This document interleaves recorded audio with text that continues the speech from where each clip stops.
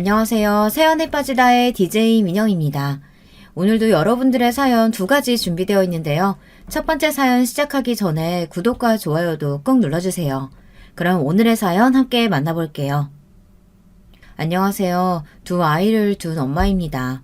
어떻게 적어야 할지 고민이 많이 되는데요. 제 남편에 대해 말을 하고 싶어서 이 글을 쓰게 되었습니다. 그럼 조심스럽게 제 이야기를 적어보겠습니다. 재밌게 들어주셨으면 좋겠네요. 저는 어렸을 때 완전 시골에서 자랐어요. 하지만 시골에서 자란 거랑은 다르게 벌레도 너무 무서워하고 자연이 그리워서 생각난 적은 결혼 전까지는 없었습니다. 저희 가족 중 유일하게 시골 생활에 적응을 못했거든요. 동생들이야 어렸을 때 와서 처음부터 적응을 했는지 모르겠지만 저희 가족은 처음부터 시골에 있었던 건 아니었거든요. 제가 몸도 약하고 피부병이 심해서 가족들이 다 시골로 내려올 수밖에 없었거든요. 어머니는 일을 하시다 제가 몸이 약해지자 그만두시고 서울 근교에 있는 시골집을 알아보시곤 이사를 가게 됐습니다. 아버지는 서울에서 따로 일을 하시고 주말에 내려오셨어요. 저는 서울로 가고 싶어서 치료에 열심히 집중했고 고등학교 때쯤 피부가 꽤 괜찮아져서 바로 서울로 올라가 아버지와 같이 살았습니다. 열심히 공부도 해서 대학에 갔죠. 제가 대학을 졸업할 때쯤 아버지는 은퇴해 어머니와 함께 시골에 살게 되었어요. 제 인생은 제가 설계한 대로 펼쳐졌어요. 평탄하게 살았습니다. 연애도 곧잘 하고는 했고요. 많이 하지는 않았지만 대학생 때 복학생 선배와 사귀어보기도 하고 직장에서 사내 연애를 해본 적도 있었죠. 하지만 저는 결혼은 아니라고 생각했습니다. 이유는 제가 외모를 좀 많이 보는 편이라 성격을 덜 봐서 늘 좋지 않게 끝이 났었거든요. 그래서 저는 연애만 해야 된다고 생각했어요. 하지만 부모님께서 결혼을 원하셔서 소개팅을 여러 번 나갔습니다. 회사 직원이 소개팅을 주선해줘서 제 남편을 만나게 됐는데요. 처음 인상은 좋지 않았어요. 약간 사람이 겉멋이 든 것 같다고 해야 하나. 남편네는 다 교육자 집안이었고 남편은 고등학교 학교 선생님이었어요. 처음부터 자기 집안이 다 교육자 집안이라는 게 대단하다는 듯이 자랑을 하는데 보기 좋게 보이지는 않았습니다. 하지만 그 외에는 매너가 참 좋았어요. 외모도 제 이상형과 가까웠고요. 남편은 제가 마음에 들었는지 애프터 신청을 했어요. 저는 그냥 웃어준 것 뿐이었는데 그게 마음에 들었대요. 늘 소개팅에 나가면 무표정으로 있는 사람들이 많았는데 저는 초롱초롱한 눈으로 자기를 쳐다보며 웃어줬다나 뭐라나. 저는 그냥 어색해서 웃었는데 말이죠. 왜 그땐 그런 생각을 했는지 모르겠지만 저도 이 사람이 아니면 평생 결혼을 못할 것 같다는 생각이 들었어요. 그리고 집안도 나쁘지 않은 것 같아서 몇 번 더 만났습니다. 만나면서 나쁘지는 않지만 조금 찝찝한 상황은 있었습니다. 두 번째 만나는 날 저희 집이 시골에 있다고 하니까 표정이 조금 굳더라고요. 하지만 이내 여자 집안이 남자 집안보다 좋으면 그거대로 또 힘들 것 같다며 괜찮다고 말을 하더라고요. 시골에 사는데 왜 우리 집이 못 살 거라고 생각하는진 모르겠지만 괜찮다고 해서 저희 집에 대해 말을 더 이상 하지 않았어요. 근데 시부모님을 보며 결혼에 대해 많은 고민을 들게 만들더라고요. 시부모님도 남편과 비슷한 성격을 가지고 계셨거든요. 약간 남을 까내리는 듯한 말투와 저 잘난 멋에 사는 사람들이었어요. 시부모님을 처음 보는 날 뭔가 무례하다는 생각이 들었습니다. 그래요. 내가 워낙 거짓없는 모습을 좋아해서 솔직하게 말할게. 우리 집안이 교육자 집안이라는 건 잘 알고 있죠? 그래서 교육에 대해선 철저하게 우리 집안을 좀 믿어줬으면 좋겠네요. 뭐 교육자 집안이니 저보다는 많이 알 것 같아 알겠다고 했어요. 그리고는 부모님에 대해 물으셨는데 남편과 마찬가지로 시골에 계신다고 하니 듣는 둥 마는 둥 관심 없다는 듯 저를 바라보고 있었습니다. 이런저런 태도로 조금 고민이 됐었어요. 물론 상견례 자리에서는 그런 모습이 덜 보였지만 저는 알잖아요. 하지만 부모님은 교육자 집안이라며 아주 좋아하셨어요. 부모님이 괜찮다고 하시니 제가 뭐라고 하겠습니까? 그리고 저도 어느 정도 알고 만난 거니 넘어갔습니다. 그렇게 결혼 준비를 하고 있었는데 슬슬 친구들과 지인들에게 청첩장을 나눠줬어요. 근데 친구 지인 중 한 명이 제 남편과 고등학교 동창이라고 하더라고요. 저는 고교 시절 때 남편이 궁금해서 물어봤어요. 분명히 성실하게 공부만 했을 거라고 생각했거든요. 하지만 반전이었죠. 친구를 괴롭혔다는 거예요. 그 얘기를 듣고 충격을 받아 남편에게 말을 해야 할지 말아야 할지 고민을 많이 했습니다. 계속 이렇게 묻고 살아야 할지 고민을 많이 했는데 넘어가기엔 신경이 쓰일 것 같아서 물어봤습니다. 오빠, 혹시 학창시절 때 친구들 괴롭힌 적 있어? 남편은 제 얘기를 듣고 당황했어요. 어?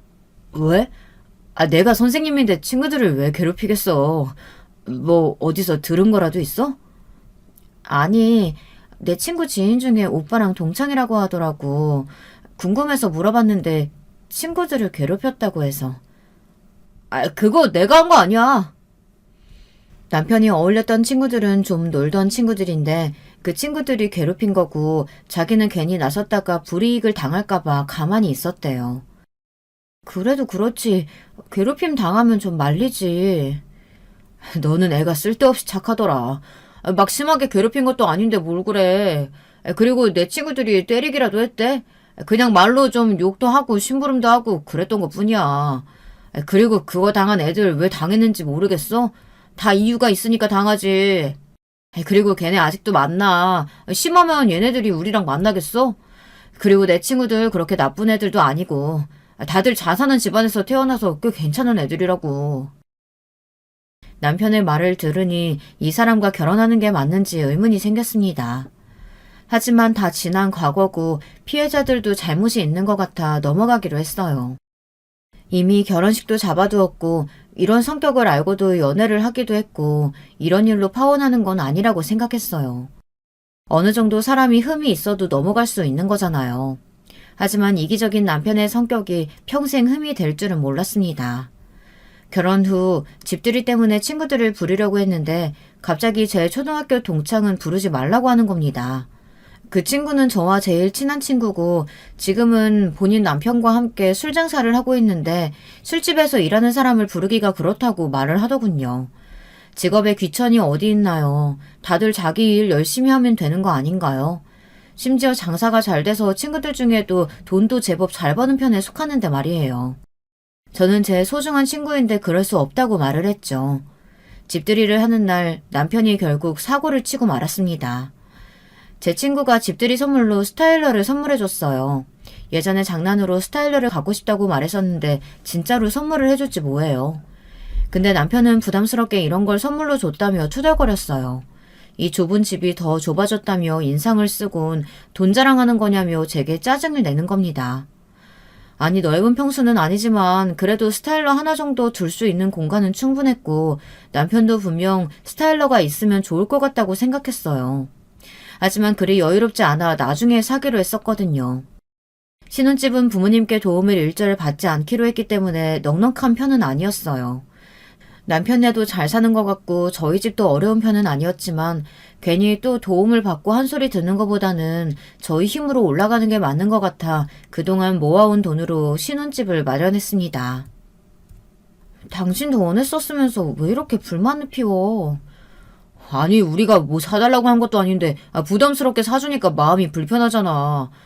뭐 그렇게 장사해도 자기네는 돈 잘 번다 이건가? 장난으로 말했다며. 그런데 그걸 덜컥 선물로 줘?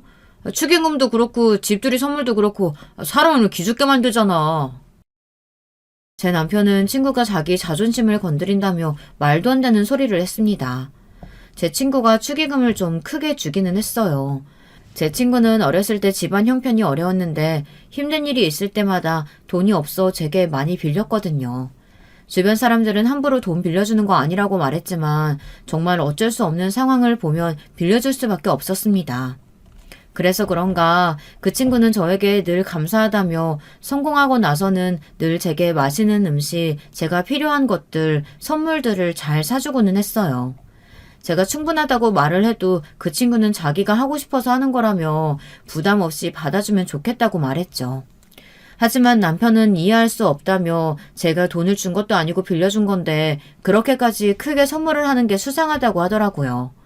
분명히 무슨 의도가 있을 거라며 벼르고 있겠다고 혼자 눈에 불을 켜고 그 친구를 안 좋게 보고 있었습니다. 시간이 흘러 그 친구와 친구 남편을 불러 집들이를 하는 날이 다가왔어요. 어머, 집 너무 좋다. 야, 너는 알뜰하게 돈 모으더니 집도 사고 대단하다. 부모님 도움도 안 받고. 집 너무 귀엽게 잘 꾸몄다. 스타일러도 잘 어울려서 다행이야. 나 많이 고민했거든. 이것저것 다 사주고 싶었는데 네가 부담스러워할까봐 이것밖에 못 해줬어. 무슨 소리야. 이렇게 해주는 것도 정말 고맙지. 어찌나 고민을 하던지 제가 귀에서 피가 날 정도로 꼬치꼬치 물었다니까요. 일단 앉으세요. 별건 없지만 차려봤어요. 식사가 시작되고도 저희들끼리 이야기꽃을 피웠어요. 하지만 남편은 영 기분이 아닌지 말을 하지 않더라고요. 형님은 몸이 안 좋으세요? 아까부터 말씀도 없으시고 표정도 안 좋으신데 괜찮으신 거죠? 네. 괜찮습니다. 저는 당황해서 남편이 낯을 많이 가린다고 웃어넘겼어요. 그러다 시간이 흘러 한참 이야기가 무르익어갈 때쯤 남편이 와인잔을 세게 내려놓는 거 아니겠습니까? 그러면서 제 친구에게 말을 걸었어요. 아니, 근데 오늘은 뭐 장사 안 하나? 둘 다 없으면 장사가 돌아가나? 그리고 그렇게 매일 선물로 주면 당연히 우리가 부담스러울 거 아니겠어? 선물도 적당히 줘야지, 돈 자랑하는 것도 아니고. 아무리 돈이 많으면 뭐하나, 결국은 술집 장사인데. 나중에 애 낳으면 술 장사하는 부모가 되는데, 그럼 좀 사람이 겸손해야지. 그 돈 좀 있다고 자랑질이나 하고. 저는 당황해서 남편이 많이 취한 것 같다고 남편에게 방으로 들어가라고 했어요. 그때 친구가 말했죠. 어머, 형부도 참, 제가 돈 자랑을 언제 했어요. 형부한테 한 것도 아니고 제 친구한테 고마워서 이것저것 준 것밖에 없는데 왜 그렇게 화를 내실까? 혹시 형부 뭐 자격지심 있으세요? 제가 형부보다 돈 잘 번다고 지금 뭐 질투하세요? 형부는 학교 선생이고 저는 그저 술 장사하는 사람이다. 이거 말하고 싶은 거예요? 사람이 유치해서는 참. 뭐? 야, 선생은 아무나 하는 거 아니야. 근데 술 장사? 그건 그냥 아무나 할 수 있지. 그런데 돈 많다고 자랑질하니까 보기가 안 좋아서 내가 선생으로서 알려주는 거지. 형부, 자기보다 미친 사람이 자기보다 돈 잘 버니까 짜증나죠? 그래서 이렇게 말하는 거죠? 한 번씩 볼 때마다 느껴졌는데. 친구 남편이니까 좋게 봐줬는데 이제는 뭐 다신 볼 일 없을 것 같네. 싹수 없는 새끼. 친구도 한석격 하는지라 참지 않고 남편에게 할 말은 다 했습니다. 저와 친구 남편은 서로를 말렸고 결국 집들이는 거기서 끝이 났어요. 저는 친구네 부부에게 미안하다고 사과하고 남편에게 한 소리 했습니다. 남편은 듣는 둥 마는 둥 지겹다며 씻으러 들어갔어요. 오빠, 왜 그렇게 친구를 싫어해? 정말로 자기보다 못한데 돈은 많이 벌어서 싫은 거야? 야, 내가 그렇게 속 좁은 사람으로 보이냐? 그냥 그렇잖아. 아니, 술 장사하는 게 자랑이야? 자랑도 아닌 걸 떳떳하게 말을 하진 않나. 돈 좀 많이 번다고 자랑하면서 사람 귀를 죽이질 않나. 내가 사람 보는 눈이 좀 있는데 그것들은 아니야. 남편은 죽어도 자기의 속마음을 말할 생각이 없어 보였어요. 제가 보기에는 친구가 돈을 잘 버니 질투가 나서 못되게 말을 하는 것 같았는데 되지도 않는 말로 자꾸 말을 바꾸더라고요. 그날 친구에게 다시 한번 미안하다고 앞으로는 이럴 일 없을 거라고 나중에 따로 만나자고 문자를 남겨뒀어요. 친구는 자기가 참았어야 했는데 술을 마시니 욱해서 자기도 모르게 욕을 했다고 미안하다고 하더라고요. 그날 집들이는 남편의 질투와 욕과 사과로 마무리를 지었습니다. 남편 친구들은 어떤지 궁금하지 않으신가요? 정말 끼리끼리 논다는 게 맞는 것 같아요. 남편 친구들도 자기 잘난 맛에 사는 사람들이었어요. 다들 올려치기 하느라 바빴고요. 근데 놀라웠던 건 괴롭힘 당했던 친구도 집들이에 왔다는 거 아니겠어요? 근데 그 나이에도 다른 친구들의 수발을 들고 있더라고요. 알고 보니 그 친구도 선생이 되었는데 물건을 훔쳤다는 그 한 번의 실수로 아직까지도 친구들의 부탁을 받고 심부름을 하고 있으니 말입니다. 그래서 남편 친구들을 만나는 걸 좋아하지는 않았어요. 자주 만났다면 아마 저도 한 소리 했겠지만 집들이 이후로는 볼 일도 없고 남편도 그 친구들과는 자주 어울려 놀지는 않는 것 같아 그냥 넘어갔습니다. 시간이 지나 저희는 어느새 네 가족이 되었어요. 쌍둥이를 임신하게 됐어요. 임신을 하게 돼서 시부모님은 제게 일을 그만두라고 하셨어요. 하지만 저는 최대한 할 수 있는 만큼은 일을 하고 싶었습니다. 근데 제가 어릴 때부터 몸이 약한 편이라 임신을 하고 나서 몸이 많이 안 좋아지더라고요. 그래서 어쩔 수 없이 회사를 그만두고 친정에서 잠깐 요양을 했어요. 처음엔 저도 집에서 쉴까 생각을 많이 했었는데 시부모님이 계속 집에 오고 남편도 점점 본성을 드러내면서 도와주지도 않아 차라리 그럴 거면 친정에 가 있는 게 좋을 것 같다고 생각이 들어 가게 됐습니다. 처음에 남편과 떨어져서 지낸다는 게 걱정이 많이 됐는데 생각보다 괜찮았어요. 모든 걸 부모님이 해주시고 어렸을 때 좋아하지 않았던 자연이 이뻐 보이며 자연스럽게 제 기분도 한결 좋아졌어요. 자연스럽게 태교도 되었고요. 종종 아버지의 일도 도왔습니다. 아버지는 취미로 농사를 지으시는데 취미로 하시는 것 치고는 좀 크게 하시거든요. 어느 정도 몸이 괜찮을 땐 무리하지 않는 선에서 도와드리곤 했어요. 친정에서 편히 쉬며 태교를 열심히 하고 있을 때 임신 5개월 때 부모님과 남편이 저희 친정집으로 놀러 왔어요. 남편은 제가 친정으로 가고 처음 본 거임에도 불구하고 보고 싶다는 말조차 하지 않았어요. 아가, 여기서는 잘 지내니? 아이고, 잘 먹어야 하는데 점점 힘들어 보이네. 역시 살던 곳으로 다시 가는 게 좋지 않겠니? 아니에요, 어머님. 저 잘 먹고 있는데 아무래도 제가 워낙 몸이 안 좋아서 그런가 봐요. 그래도 지금은 많이 좋아졌어요. 걱정하지 마세요. 저를 걱정하는 척 다시 집에 돌아오라고 말을 하는데 제 걱정이 아니라 남편 때문에 올라오라고 말을 하는 거였어요. 제가 없어 남편이 밥도 알아서 못 먹는다고 하소연을 하시는 거 아니겠습니까? 아휴, 자고로 남자는 여자하기 나름인데 너가 없으니까 우리 애가 뭘 먹고 사는지. 아휴, 많이 힘들지 않으면 그럼 올라오는 게 어떻니? 시골에서 할 게 뭐가 있다고. 남편은 그런 말을 듣고도 아무 생각 없이 불평만 늘어뒀어요. 아니, 여기는 무슨 깡시골이야. 뭐 있기는 해? 아버님 어머님은 뭐가 좋으시다고 여기서 지내시는 거야?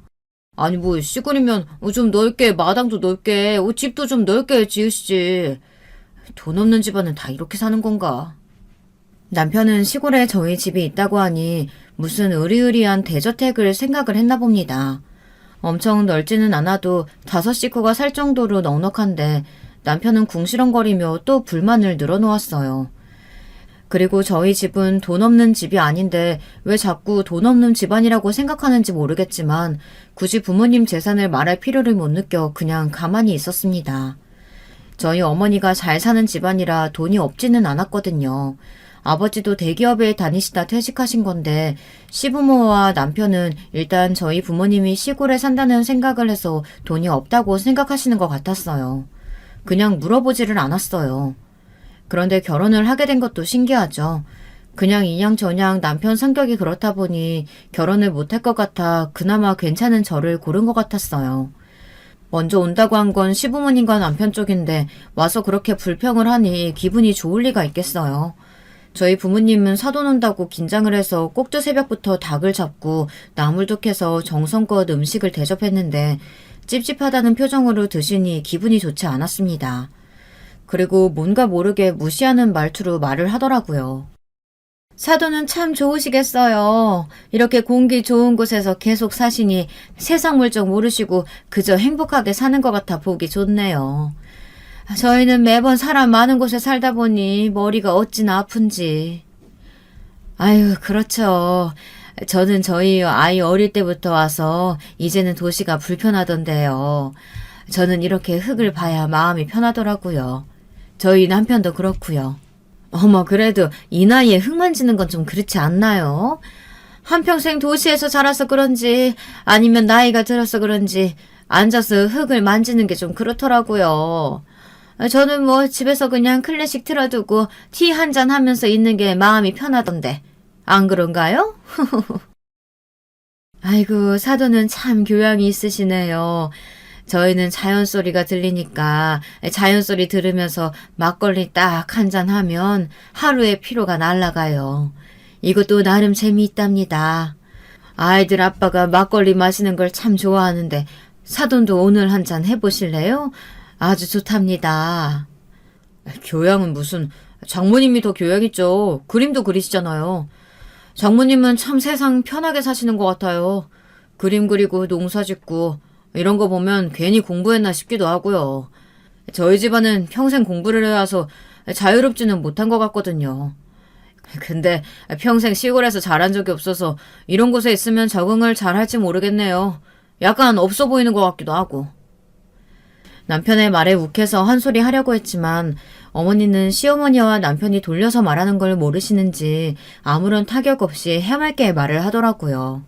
남편의 말에 화가 났지만 어머니의 반응이 웃겨 진정이 됐었어요. 도시에 사는 게 무슨 자랑이라고 그렇게 말을 하는지. 가끔 시부모님이나 남편을 보면 이상한 곳에서 우월감을 느끼더라고요. 시부모님은 그날 밤 올라가고 동생네 부부도와 남편과 다 같이 한잔하고 잠이 들었습니다. 상을 치우고 있을 때 어머니한테 궁금했던 걸 물어봤어요. 엄마, 가끔 보면 남편이나 어머님이나 좀 이상한 곳에서 막 자랑하고 그러지. 가끔 좀 왜 저러나 싶을 때가 있다니까. 내버려둬. 뭔가 자기가 못난 부분을 안 보여주고 싶은가 보지. 근데 나한테는 안 그러는데 사람 막 무시하고 그러는 게 있는데 그러면 내가 뭐라고 해야 될지 모르겠다고. 그래, 형부 가끔 나한테도 자기네 집안 얘기하면서 교양 있는 집안이라고 막 그러던데? 나는 그냥 내내 거렸지. 그리고 웃긴 게 같은 선생이면서 우리 남편은 초등학교 선생이라고 좀 쉽게 들어갔을 거라고 막 무시하는 거 있지? 어이가 없어서. 형부 보면 가끔 좀 그래. 저는 제 동생에게 그런 소리를 했는지도 몰랐어요. 바로 그날 저는 남편에게 왜 그런 식으로 말을 하냐며 한 소리 했고 남편은 또 그런 말을 했다고 고재질하는 동생이 웃기다며 오히려 뻔뻔하게 화를 냈어요. 저는 다시는 그런 소리 하지 말라고 화를 내고는 남동생 방에 가서 잤습니다. 혼자 쓸쓸히 자는데 서럽더라고요. 남편이 왔는데도 행복하지 않았어요. 결혼을 한 것 자체가 후회되는 밤이었습니다. 저는 출산을 하고 육아 우울증으로 많이 힘들었어요. 그 전에 남편이 집안일을 많이 도와준 건 아니었지만 그래도 어느 정도 했는데 아이가 생기고는 완전 딴 사람이 된 것처럼 아무것도 하지 않았어요. 밥을 차려두면 맛이 없다고 투덜투덜, 밥이 질기다고 햇반을 꺼내 먹거나 국이 없다고 짜증을 내고 집안 꼴이 이게 뭐냐며 짜증내기만 했죠. 심지어는 저에게 꾸미지 않는다고 뭐라고 했었죠. 하지만 저는 그것조차 지쳐 말할 힘도 없었어요. 남편은 밥을 차려줘도 배달해서 먹기 일쑤였죠. 저는 남편 때문에 점점 더 힘들어져 갔어요. 육아도 힘들지만 집안일을 일절하지 않는 남편 때문에 더 속이 터졌죠. 그리고 시부모님 때문에도 스트레스를 많이 받았어요. 아니, 둘 다 여자아이라니 어쩜 이럴 수가 있니? 아가, 한 명 더 낳을 거지? 남편은 3대 독자라 꼭 아들을 낳아야 한다며 아들이 아니라 아쉽다고 말했어요. 그래서 그런가 시부모님은 저희 아이를 예뻐하는 것 같지는 않았죠. 시부모님의 등살에다 남편의 행동이 저를 답답하게 만들었습니다. 시간이 지나고 이렇게는 살 수 없을 것 같아 아이가 어느 정도 자라고는 다시 직장을 구했어요. 처음에는 많이 힘들었어요. 사람들도 오랜만에 보고 사회생활도 해본 지 꽤 오래돼서 두려웠는데 직장을 다니니 자존감도 높아지고 우울증도 극복이 되는 것 같았죠. 아이들을 보는 건 참 행복한데 남편만 보면 왜 이렇게 답답한지. 결혼 전부터 이 사람은 아니었을까요? 저는 남편을 사랑하긴 했을까요? 남편이 짜증을 내면 정말이지 머리를 한 대 세게 때리고 싶을 만큼 싫어졌어요. 하지만 아이를 생각하면서 참았습니다. 남편과 대화를 해보려고 노력을 해봤지만 늘 부정적인 말을 들으니 저도 말하기가 싫더라고요. 너무 힘들어서 저는 친정 어머니께 전화를 했습니다. 엄마, 뭐 하세요? 딸, 그냥 네 아빠랑 같이 막걸리 마시면서 싸우고 있지 뭘. 왜? 무슨 일이 있어? 저는 어머니의 말을 들으니 눈물이 났습니다. 우는 걸 들키기 싫어 나중에 전화하겠다고 하곤 끊었죠. 하지만 금방 눈치를 챘는지 다시 아버지에게 전화가 왔습니다. 딸, 힘드냐? 힘들면 내려와. 엄마도 많이 걱정한다. 오늘은 자고 나중에 통화하자. 아버지의 말을 듣고 참아왔던 눈물이 터져나왔어요. 저는 그때 저를 위해 살겠다고 다짐했어요. 그 다음날 아이들 밥만 준비하고 남편 밥은 차리지 않았어요. 야, 밥은? 왜? 내 밥 맛없다며. 알아서 챙겨 먹어. 남편은 어이가 없다며 곧장 씻고 출근을 했죠. 저는 며칠 동안 밥을 차리지 않았어요. 근데 그때 시어머니가 아침에 갑자기 오신 거 아니겠어요? 남편이 제가 밥을 차리지 않는다고 시어머니에게 말을 한 거였죠. 시어머니는 무표정으로 저를 한번 쳐다보고는 아무 말도 없이 밥을 차리고 저를 한번 보고 다시 가려고 하더라고요. 나가기 전 저에게 말씀하셨습니다. 어머니 갑자기 어쩐 일이세요? 남편 밥도 안 차리고 아주 잘하는 짓이다. 아니 근데 저희 집 비밀번호는 어떻게 하시고 들어오신 거예요? 너는 그게 중요하니? 지금 내 아들이 굶고 있는데? 저는 남편을 한번 쳐다봤죠. 그때 남편이 혀를 내밀며 메롱을 하지 않겠어요. 선생이라는 사람이 엄마 불러다 밥을 차리게 하고 메롱이라니 저희 아이들보다 더 유치한 것 같아 말이 안 나왔었죠. 저는 그날 일을 동생에게 말했고 동생이 그 일을 어머니께 말했나 봅니다. 어머니에게 전화가 왔습니다. 그래, 다 들었다. 황서방 밥은 왜 안 차려줬어? 엄마, 매일 밥 맛없다고 말하는데 그럼 매일 어떻게 힘들게 차려? 그래, 그래서 사돈 댁에 오셨고? 둘째가 말했죠. 자기가 차려 먹거나 미안하다고 하면 되지. 그걸 또 시어머니한테 말을 해? 그리고 심지어 내가 쳐다보니까 어땠는지 알아? 메롱을 하더라. 이게 나이 먹고 사람이 할 짓이야? 내가 어이가 없어서. 너무 그러지 말고 일하느라 힘들 텐데 밥 하나 좀 차려주는 게 뭐가 힘들다고. 일은 뭐 황서방 혼자 해? 나도 하는데? 그리고 밥 차리는 거 그래 괜찮아. 근데 내가 말했잖아. 매일 맛없다고 짜증내는 걸 들어줘야 하냐고. 알겠다. 끊자. 기분 풀고. 괜히 어머니께 화를 내버렸어요. 어머니도 그렇게 말한 게 마음에 걸렸는지 주말에 저희 집에 올라오신다고 했어요. 남편은 그걸 듣고는 인상을 팍 쓰며 주말에 쉬는데 왜 오시냐며 또 투덜거렸습니다. 저는 그 말을 듣고 짜증이 나서 아이들 방으로 가서 따로 잤습니다. 그러다 열받아서 남편에게 가서 따지기 시작했어요. 아이들은 자고 있어서 조근조근 이야기를 했죠. 진짜 너무한 거 아니야? 우리 엄마 오는 게 그렇게 귀찮아? 우리 엄마가 자주 오는 것도 아닌데 그렇게 인상 쓰면서 짜증낼 일이야? 아니 갑자기 오시니까 그러지. 그리고 지금 우리 집 분위기도 안 좋은데 그거 알고 오시는 거 아니야? 그러는 당신은? 내가 밥 안 차려주니까 어머님한테 말해서 어머님 오게 만들었잖아. 그건 생각 안 해? 그건 네가 잘못해서 그런 거잖아. 그러니까 누가 밥 차려주지 말래? 그리고 내가 맛이 없다고 하면 맛있게 만들던가. 남편은 반성이라고는 하지 않았어요. 진짜 이기적인 거 알아? 내가 이것저것 다 해봐도 맛없다고 하고 밥 먹을 때마다 누구 욕하고 불만 늘어놓고 매일 좋은 소리 하는 꼴을 못 봤어. 그런 말 들으려고 내가 매일 아침 일어나서 밥 차려줘? 나도 일 나가야 되고 애들도 봐야 되는데 밥은 당신이 알아서 먹을 수 있는 거 아니야. 그러게 누가 일 나가래? 자기가 나가고 싶다고 나갔으면서 힘들다고 찡찡거리긴. 도와주지도 않고 자기는 하고 싶은 대로 다 하니 힘든 일이 있겠어요. 제가 힘들다고 하니까 찡찡거린다고 짜증을 내며 나가는데 정말 이 사람이랑 왜 사나 싶었어요. 그 다음날 남편과 저는 냉전이 시작됐습니다. 그날 또 시어머니가 오셔서 저를 쳐다보고는 한숨을 쉬는 게 아니겠어요. 그래서 시어머니께 또 한마디 했어요. 제가 왜 이런 취급을 받아야 하나 울컥했습니다. 어머니, 할 말이 있으시면 말을 하세요. 됐다. 배운 사람이 참아야지. 너는 아범한테 그러는 거 아니다. 얘야, 세상에 남편 잡아먹는 부인이 어디 있다고? 아휴. 어머님, 말이 너무 심하신 거 아니에요? 그리고 잡아먹기는 누가 잡아먹어요? 제가 밥을 차려도 불평불만인 사람이 누군데요. 그리고 계속 이렇게 저희 집에 오시는 거 불편합니다. 너 이러려고 우리 도움 안 받았지? 지금 네 집이라고 생색내는 거냐? 여기 우리 아들 돈도 들어가 있어. 그리고 어디서 어른한테 따박따박 말대꾸를 해? 네 부모가 그렇게 가르치디? 시어머니와는 말이 안 통할 것 같아 바로 출근을 했습니다. 일을 하면서도 기분이 좋지 않았죠.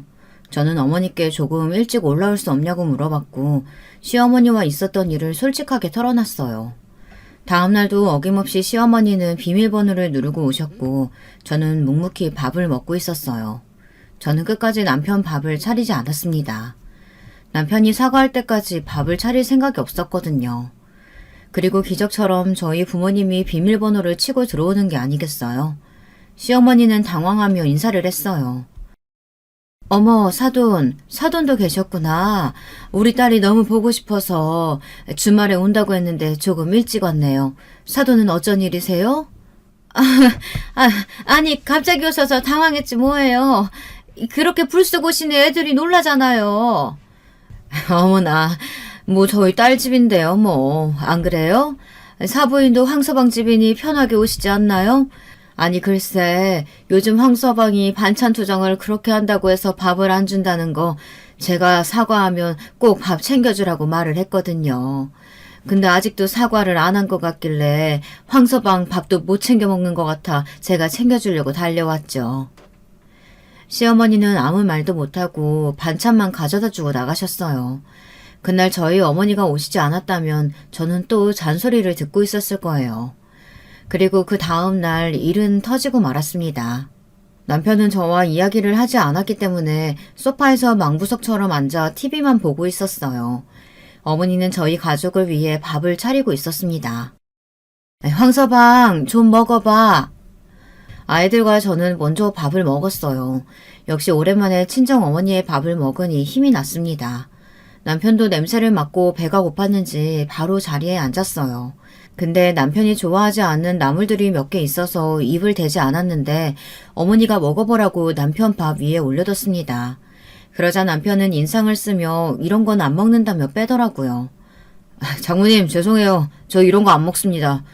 그리고 어머니 이런 거 안 사오셔도 돼요. 이런 거 사올 돈도 없으시면서.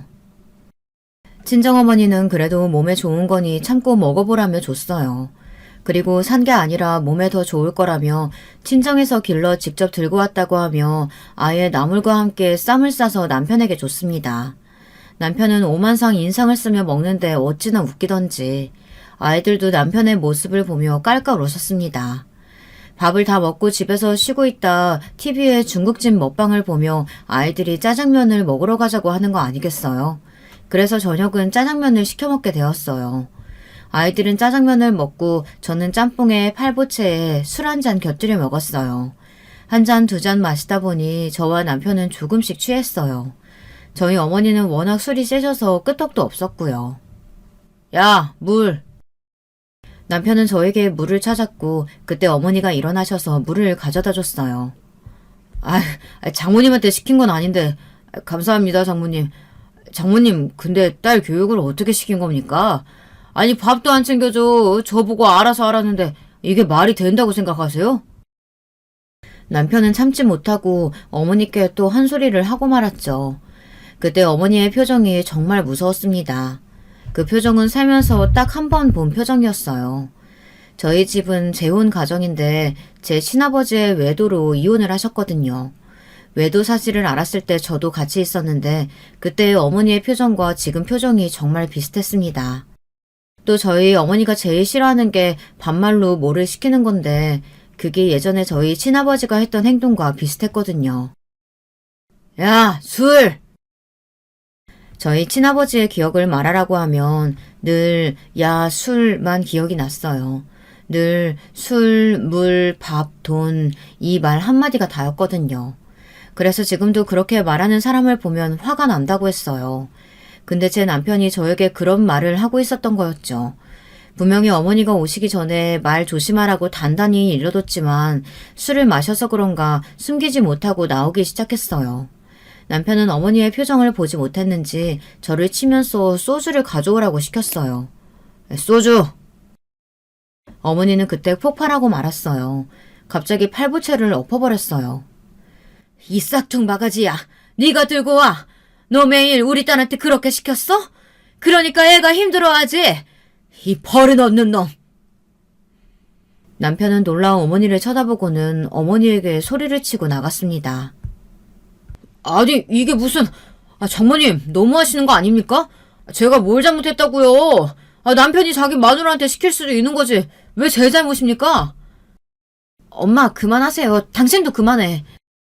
어머니는 화가 단단히 나셨고 내일 당장 집에 간다고 말을 했어요. 나 참, 너 여태 이런 대접 받고 살았니? 네가 왜 이런 대접을 받고 살아? 너 못 살겠으면 당장 말해라. 참아주니까 사람 좋게 보이나 보지? 어머니는 남편이 들어올 때까지 주무시지 않았고 남편이 들어오고 난 뒤 짧게 대화를 나눴어요. 어머니는 남편과 대화가 되지 않는다며 이렇게 이기적인 사람은 처음 본다며 치를 떠셨죠. 다음날 어머니는 집에 가겠다고 짐을 싸기 시작했습니다. 그때 어머니가 지갑을 잃어버린 것 같다며 제게 차비를 빌려달라고 하셨어요. 하지만 저도 현금이 없어서 어머니는 남편에게 돈을 달라고 했어요. 그러자 남편이 어머니에게 비꼬듯이 말을 하는 게 아니겠습니까? 장모님, 거지예요? 그 돈도 없어요? 그리고는 속삭이면서 말을 이어갔어요. 아니, 그럼 오시지를 말던가. 와서는 괜히 사람한테 음식이나 던지고. 이 집안 사람들은 교양이라는 게 도통 보이질 않네. 아휴, 이래서 집안 잘 보라는 건데. 저는 그 말을 듣고 화가 나 남편을 때리려고 했는데 어머니가 먼저 남편 뺨을 때렸어요. 그리고는 어머니가 화가 나서 그동안 숨겨둔 돈을 남편에게 하나하나 다 보여줬습니다. 내가? 돈이 없어? 내가 살다 돈 없다는 소리는 또 처음 듣는데. 자, 내가 정말로 돈이 없어 보이나? 사돈댁이랑 황서방이 묻지도 않았으니 그냥 가만히 있었는데 내가 자네 집안보다 돈이 많아. 남편은 얼굴이 새하얗게 질려서는 저희 어머님을 쳐다봤어요. 내 딸이 우리 도움을 받지 않는다고 해서 어미가 돼서 도움 준 게 없는 것 같아. 이번에 큰맘 먹고 서울에 있는 집 명의 네 놈 이름으로 돌려주라고 했건만. 뭐? 거지? 이 싹수 없는 놈, 교양이 없어? 지금 교양이고 나발이고 정신머리 없는 놈이 누군데? 어머니, 아니, 장모님, 그게 아니고요. 너 짐싸. 이 집안 꼴도 보기 싫다. 어디 처자식 귀한 줄 모르고 밥말 찍찍 시켜먹고 무시하고. 당장 이혼해. 일도 힘들면 때려치워. 너 일 안 해도 너랑 내 손주 먹여 살릴 돈 있다. 서울집 네 명의로 돌려주마. 저는 얼떨결에 제 집이 생겼습니다. 예전에 살던 집을 팔았을 거라고 생각했는데 아직도 갖고 계신지는 몰랐습니다. 어머니를 진정시키고 짐을 싸기 시작했어요. 저도 더 이상은 남편과 같이 있고 싶지 않아서 집을 나왔어요. 아이들도 당연히 저를 따라왔습니다. 남편은 육아를 하지 않았고 아이들과 친하지도 않아 남편이 없어도 찾지 않았거든요. 남편으로서 아빠로서 최악의 인간이었죠. 어떻게 자식이 아빠를 찾지 않을 수 있겠어요. 늘 시간 남을 때 밖에 돌아다니고 아니면 소파에 누워 TV만 보고 있으니 아이들이 아빠를 좋아하겠어요. 저는 아이들의 짐을 옮기기 위해 다시 집에 들어갔어요. 남편은 통화를 하고 있는데 정신이 없었는지 제가 온 줄 모르는 것 같았어요. 스피커폰으로 통화하는 것 같아 들을 수밖에 없었죠. 근데 남편은 모르는 여자와 통화를 하고 있는 거 아니겠어요? 아니, 나도 몰랐지. 돈 많은 집인 줄 알았으면 내가 이렇게까지 했겠어. 에이씨, 아파트 4명의로 해준다고 했는데. 그러게, 혹시 모른다고 했잖아. 돈이 있을지도 모른다고. 그걸 확인을 했어야지. 아이, 그러게. 내가 왜 그걸 몰랐지? 진짜 멍청한 거 아니야? 그래, 그러게 왜 바보같이 우리 집이 돈이 없을 거라고 생각했어? 저는 참지 못하고 남편에게 가서 바로 따졌어요. 심장이 쿵쾅쿵쾅 뛰고 손은 떨렸지만 이때다 싶었죠. 언제부터 바람을 폈는지는 모르겠지만 꽤 오래된 사이인 건 분명했어요. 남편은 그대로 놀라 굳어 있었고 전화는 바로 끊겼어요. 언제부터야? 이 쓰레기 자식아? 내가 진짜 너처럼 자기 수준도 모르면서 이기적이고 자기 잘난 맛에 살고 자격지심에 이런 사람이랑 내가 한 집에 살았다니. 우리 이혼해. 저는 그 말을 하고 뛰쳐나오고 싶었어요. 남편을 똑바로 볼 자신이 없었어요. 제 인생이 너무 허무했어요. 이런 사람 한 명 때문에 이 고생을 했나 싶었죠. 제가 왜 제 남편을 좋아했을까요? 처음부터 멋대로인 걸 알았는데 결혼까지 한 제 자신이 원망스러웠어요. 제가 그때 집에 가지 않았더라면 모르고 그냥 같이 살았겠죠. 이혼을 하면서 알게 된 사실인데 바람은 꽤 오래전부터 피우고 있었어요. 제가 임신하고 친정으로 요양하러 간 그날부터 바람은 시작된 거죠. 정말 너무하지 않나요? 갑자기 남편이 변했다고 생각했는데 다 이유가 있었던 거예요. 출산 후 몸도 많이 변해서 여자로서 매력이 떨어졌나 싶어 자존감도 많이 떨어지고 늘 제 탓을 해왔었는데 제 잘못이 아니었어요. 그때 저는 굉장히 불행했는데 그게 남편의 바람 때문이었어요. 그게 아니고, 아니 그럼 나도 결혼을 했는데 챙겨주는 사람은 없지. 그러니까 내가 바람핀 거 아니냐고. 남편은 적반하장으로 더 뻔뻔하게 나오기 시작했어요. 그렇지. 항상 잘못은 남에게 있지. 당신은 예전부터 그랬어. 늘 자기한테는 잘못 없고 늘 다른 사람한테 잘못이 있었지. 진짜 최악이다. 저는 그렇게 울며 이혼 선언을 하고 뛰쳐나왔어요. 그리고 별거하기 시작했죠. 한동안은 솔직히 많이 힘들었어요. 직장 동료들도 걱정할 정도로 말라갔고 몸도 다시 나빠졌습니다. 부모님도 걱정을 하셨고 아이들을 혼자 케어하기 힘들어 친정 부모님이 집에 오셔서 아이들을 봐줬어요. 별거를 하고 있을 때 저희 시부모님이 찾아와 다시 한 번 더 생각해보면 안 되겠냐고 빌었어요. 저는 단호하게 그럴 생각 없다고 말했죠. 시부모님이 와서 말하는 것도 웃기지 않나요?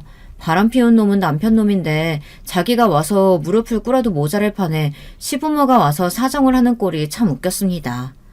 그리고는 시부모님은 친정 부모님에게도 찾아가 무릎을 꿇었어요. 제가 친정으로 가는 날 시부모님이 친정으로 찾아왔습니다. 사돈, 죄송합니다.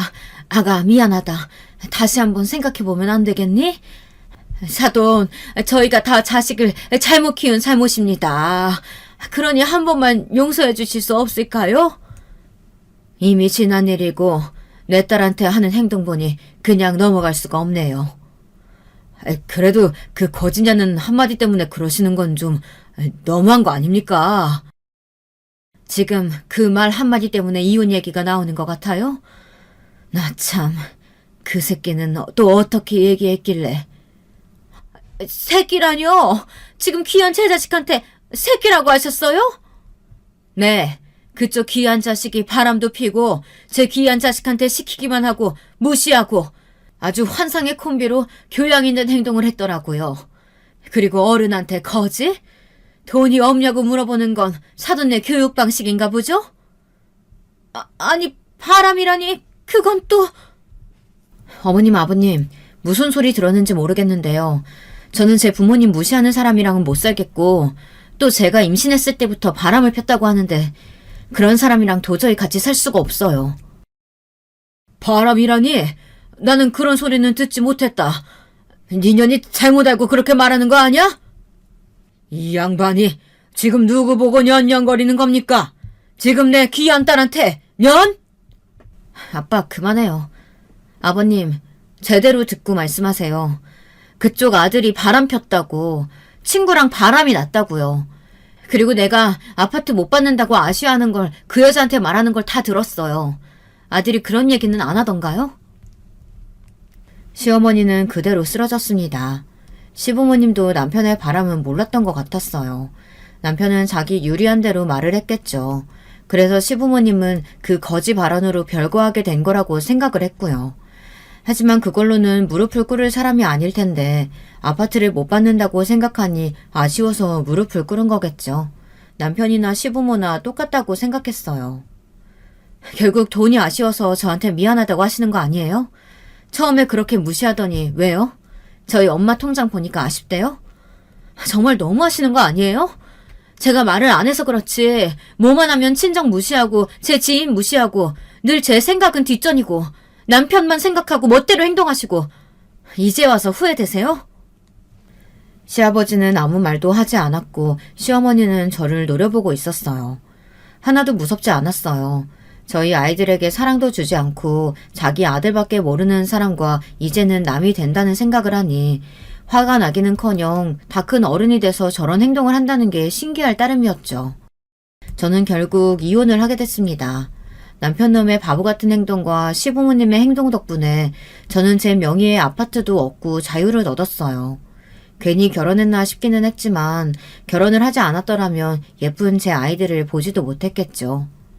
남편은 이혼 후 그 여자와도 헤어지게 됐나 봐요. 그 상간녀도 고등학교 동창이라는데 그 여자도 유부녀라 이혼당했다고 들었어요. 남편은 더는 볼 게 없으니 다른 남자로 갈아탔다는 소문이 돌고 있었죠. 그리고 심지어 학교에서도 바람난 게 소문이 나 직장을 옮겨야 했대요. 그뿐만 아니라 학생에게까지 폭언을 하기도 하고 학생들에게 해서는 안 될 발언까지 했다고 소문이 나서 다른 학교에서도 버티지 못하고 그만두고 장사를 시작했다고 했어요. 하지만 공부만 해오던 사람이 집안일도 못하는데 장사라고 잘하겠어요.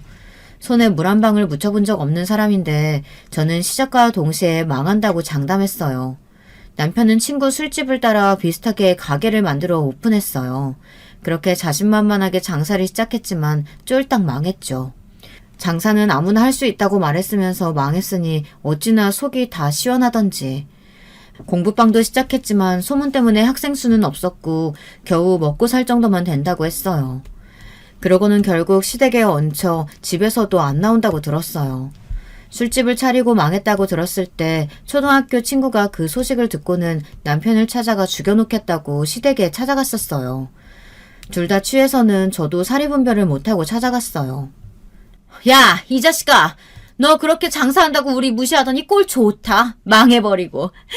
그리고 너 이 새끼야, 얼굴 좀 보자. 너는 내 친구 두고 바람을 피워? 그래, 이놈아. 너 내 친구 무시했지? 뭐? 장사 아무나 해? 그러면서 망했냐? 친구는 갑자기 화를 내며 시댁 문을 두드리기 시작했어요. 저는 친구를 말렸고 친구는 술에 취해 계속 시댁 집 안으로 들어가려고 하는 걸 친구 남편을 불러 겨우 말릴 수 있었어요. 심장이 쫄깃하기는 했지만 그 친구의 행동 덕분에 크게 웃었죠. 그 친구가 이혼 축하 파티를 하자고 해서 파티를 시작했는데 결혼식 때보다 더욱더 재밌었어요. 솔직히 저는 이 결혼을 하면 안 됐었나 봐요.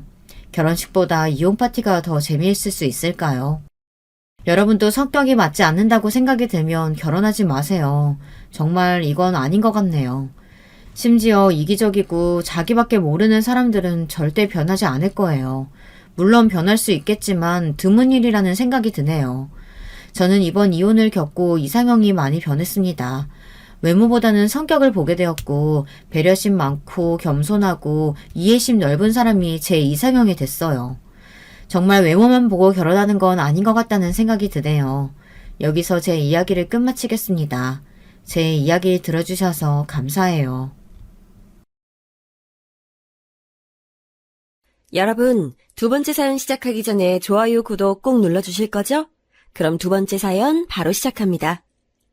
안녕하세요. 저는 지방에 사는 31살 여자입니다. 날씨도 많이 춥고 계속 집안에만 있으면서 사연 유튜브 듣는데 제 얘기도 한번 들려드리고 싶더라고요. 사실 저는 시집살이에 시달린 지가 한참 됐어요. 요즘은 며느리 시집살이 시키는 시어머니 없다. 며느리가 도리어 시어머니 무시하고 면박 준다. 이런 말이 있지만 저희 집은 진짜 그것과는 아무런 상관이 없는데요. 시어머니는 저희가 결혼했을 당시에도 이미 굉장히 무서운 분이셨고 쭉 계속 그러셨어요. 저는 20대 후반에 결혼해서 결혼 3년 차인데도 시집살이를 당했거든요. 저희 시어머니는 아들을 굉장히 원하셨어요. 남편도 5남매 중 막내 아들로 유일한 외동 아들이거든요. 시아버지 역시 아들 귀한 집 장남이라서 시어머니는 아들을 낳으려고 정말 있는 힘을 다하셨대요. 언젠가 하신 말씀으로는 남의 집 아들이라도 훔쳐올 수 있으면 훔쳐와서 자기 아들을 만들고 싶으셨다고 하더라고요. 그 정도로 아들이 가지고 싶으셨다는 거겠죠. 시어머니가 40의 남편을 낳았는데 그 당시엔 상당한 노산이셨다고 하더라고요. 그러니 얼마나 시어머니한테 저희 남편이 소중한 아들이었겠어요. 예전에 남편이 어디 아프기라도 하면 누운 자리까지 밥상을 들고 와서 떠먹이셨대요. 심지어 남편이 대학생이었는데도요. 솔직히 처음 결혼했을 때는 시어머니가 그런 분이신 줄 전혀 몰랐어요. 인사하고 상견례하고 했을 때는 거의 말씀도 많이 안 하시고 그저 웃기만 하고 계셨거든요. 하지만 결혼하고서 신혼여행 다녀와 시댁에 가서 인사드리고 하룻밤 묵으려고 하는데 그때부터 이상했어요. 너희 오늘 한방에서 잘 거니? 네? 네, 어머님. 엄마, 뭐 그런 걸 물어봐요. 시어머니의 물음에 남편이 민망하다는 듯이 대답했어요. 시어머니는 좀 마땅치 않은 얼굴이셨는데 그 질문을 하셨을 때 저희가 저녁 식사 중이어서 그냥 어물쩍 넘어가 버렸죠. 시아버지는 시어머니가 뭐라 하시든 별로 상관하지 않는 무관심한 분이셨고요. 시댁에 원래 계시던 네 분의 누님 중 같이 살고 있는 건 넷째 누님 한 분뿐이었어요. 나머지 세 분은 일찍이 시집가거나 독립해버리셨고 저하고 얼굴을 본 것도 상견례 때와 결혼식 때뿐이었거든요.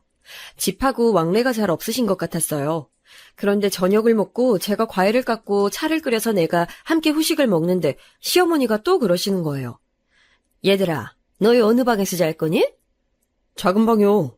거기 내 방이었으니까 그냥 자도 되잖아. 저기 제일 작은 방도 비었는데 거기서 세아가 재우면 될 것 같은데 너 침대 너무 좁지 않니? 무슨 소리야 엄마. 거기 완전 골방이잖아요. 침대도 없는데 얘를 거기서 어떻게 재워. 보일러 돌리면 되는 거잖아. 엄마는 침대가 좁아서 아들 잘 못 잘까봐 걱정돼서 그러지. 남편이 못마땅하게 말하자 시어머니가 그제야 변명 같은 말씀을 하시더라고요. 신혼여행에서 돌아오고서 처음 시댁에 왔으니 전 얼마나 어려웠겠어요. 그래서 아무런 말도 하지 못하고 눈만 굴리고 있었는데 시어머니의 눈길이 계속 날카로운 게 느껴지더라고요. 시어머니는 저한테 네가 알아서 처신하라는 듯한 시선을 보내고 계셨죠. 들어가서 자자. 근데 벌써? 당연하지. 지금 10시 넘었잖아. 우리끼리 시간 좀 보낼게요, 엄마. 괜찮지? 예. 지금 너 넷째 누나도 아직 안 와서 얼굴도 못 봤는데 먼저 잔다고? 아니, 누나는 뭐 내일 아침에 보면 되지. 오늘 회식이라며. 언제 들어올 줄 알고 넷째 누나를 기다려.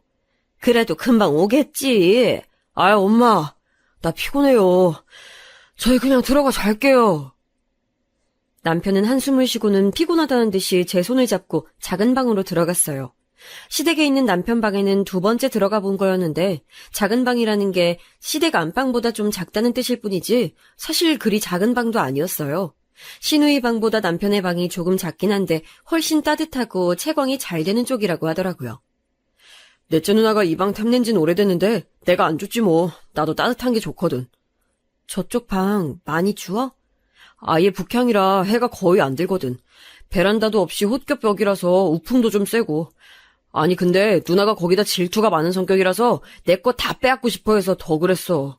사실 뭐 방 차이가 얼마나 나겠어. 저는 그냥 그렇구나 싶어서 고개를 끄덕이고 방 침대에 걸터 앉았어요. 남편은 곧 씻고 들어왔고 저도 씻고서 방으로 들어왔죠. 욕실로 가려고 방에서 나왔는데 여전히 거실에 앉아 계시는 시어머니의 시선이 계속 저를 따라왔어요. 전 어딘가 위축되고 기가 죽어서 얼른 씻고 급히 남편 방으로 되돌아갔죠. 남편은 제가 들어오니 저를 끌어당겨서 안고 문을 닫았어요. 자기야, 밖에 어머님 아버님 다 계시잖아. 그러니까 조용히 얘기해야 돼. 우리 아파트 벽이 진짜 얇아서 다 들려. 남편은 속닥거리면서 저를 끌어안고 침대 위에 앉았어요. 사실 신혼여행에서 갓 돌아온 신혼부부니 얼마나 서로 눈만 마주치면 좋은 시기겠어요.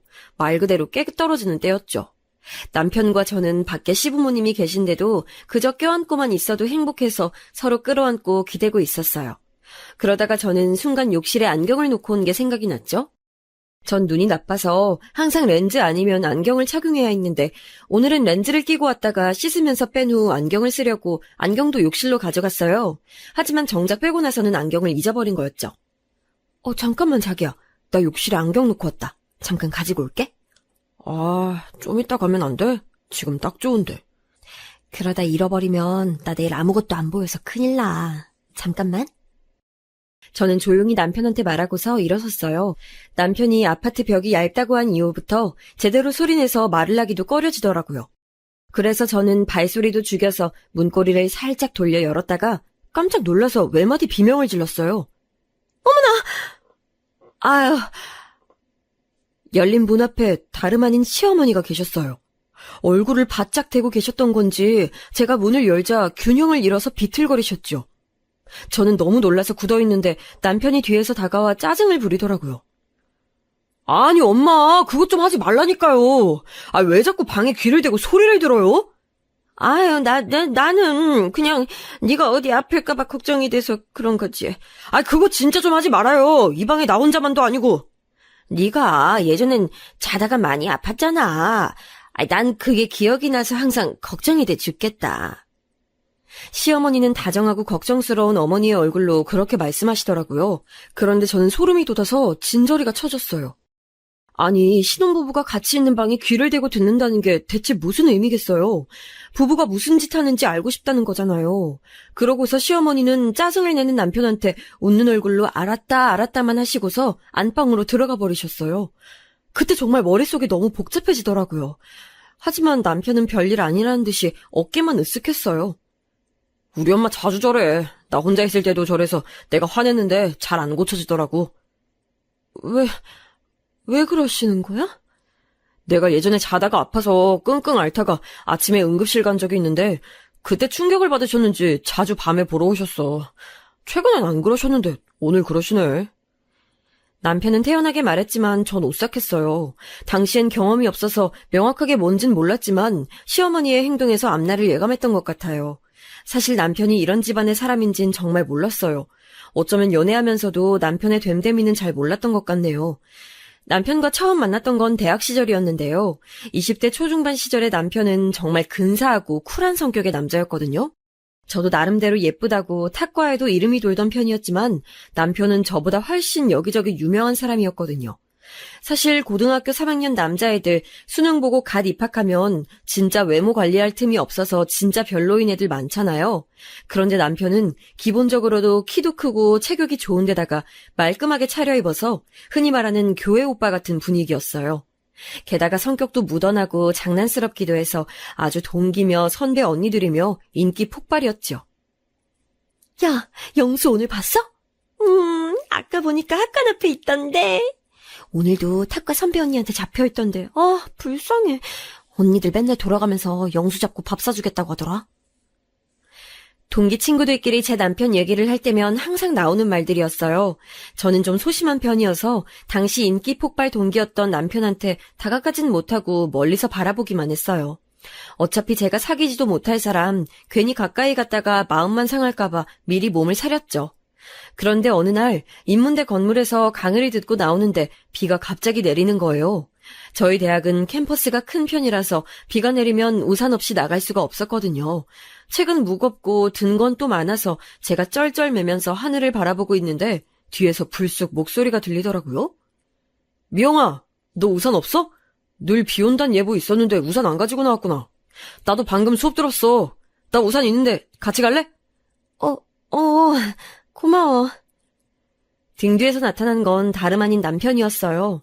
무심하게 제 옆에서 우산을 펴더니 제 옆에 바싹 붙어서 제 어깨 뒤로 몸을 붙였죠. 미안. 비 안 맞으려면 우리 좀 붙어서 가야 해서. 응. 그는 제 곁에서 무심한 얼굴로 우산을 씌워준 채 캠퍼스를 걸어 내려갔어요. 그때가 봄이었는데 아직 쌀쌀한 날씨 속 내리는 봄비와 등 뒤로 다가오는 든든한 체온이 얼마나 좋았는지 몰라요. 저는 얼굴이 빨개진 걸 들키지 않으려고 애써 고개를 돌렸어요. 학생회관 다 왔다. 나 여기서 친구 부를게. 고마워, 데려다줘서. 너 집에 가려는 거 아니었어? 집 가야지. 어느 쪽이야? 지하철 타고 가면 돼, 은평구 쪽. 나도 그쪽이 집인데? 같이 가자. 나도 어차피 집 가는 길이니까. 이건 또 무슨 말이람. 전 가슴이 콩닥대서 죽을 것 같더라고요. 정말 좋긴 했는데 어차피 남들한테 다 인기 있는 남자라서 어차피 제가 사귈 수는 없을 테니 그냥 허무한 경험일 게 분명했어요. 하지만 그의 말을 거절할 명분도 언뜻 떠오르지 않아서 저는 그냥 그가 바래다 준다고 하는 말에 고개를 끄덕일 수밖에 없었어요. 함께 작은 우산을 쓰고 지하철을 타고 가면서 저는 이야기를 많이 나눴어요. 좁은 지하철 자리에 나란히 앉아서 가다 보니 체온이 느껴졌고 빠르게 친밀감이 느껴졌죠. 그날은 정말 그냥 집 앞까지 우산을 씌워서 바래다 주기만 했고 그 덕에 비를 맞지 않고 집에 올 수 있었어요. 그리고 그날 이후 묘하게 그가 많이 주변에 보이고 말할 기회도 많아지더라고요. 저는 그게 친밀감이 생겨서라고 생각했어요. 여전히 그의 주위에는 여자가 참 많았고요. 하지만 가까워지면서 자세히 보다 보니 그는 여자들과 친하긴 하지만 정도 이상으로 다가오는 건 싫어하는 것 같았어요. 그러다 이제 거의 가까운 친구가 된 제가 물어봤던 적이 있어요. 영수야, 넌 사귀는 사람 없어? 너? 응. 너 좋아하는 동기나 선배 언니들 엄청 많던데? 너도 그거 잘 알지? 알긴 하는데. 그가 좀 쑥스러운 얼굴로 말하더라고요. 그때 저희는 자판기에서 뽑은 믹스커피 한 잔을 캠퍼스 벤치에서 나눠 마시던 중이었어요. 정작 내가 좋아하는 사람이 날 좋아하는지 잘 모르겠어서. 와, 네가 좋아하는 사람이 있어? 그리고 그 사람이 무척 둔해서 지금도 내가 자기를 좋아하는 줄 모르더라고. 저는 조금 놀라서 입을 벌렸어요. 아니, 이런 인기남이 좋아하는데 모를 정도면 대체 얼마나 둔한 여자라는 건지. 와, 진짜 둔하다. 누군진 몰라도 그렇게 둔해서 사회생활은 어떻게 한대? 그러게나 말이다. 그는 어처구니가 없다는 듯이 갑자기 캑캑거리다가 커피를 훌쩍 마셔버렸죠.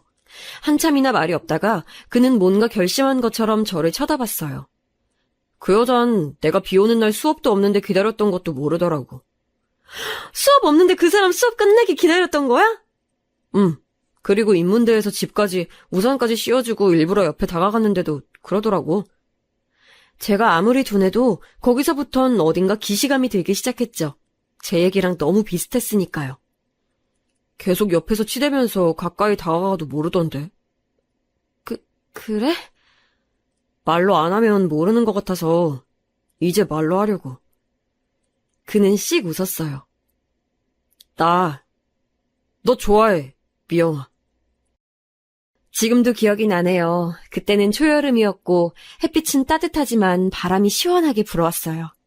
학관 주변 벤치라서 사람이 정말 많았는데 아마 작은 소리라서 아무도 듣지 못했을 거예요.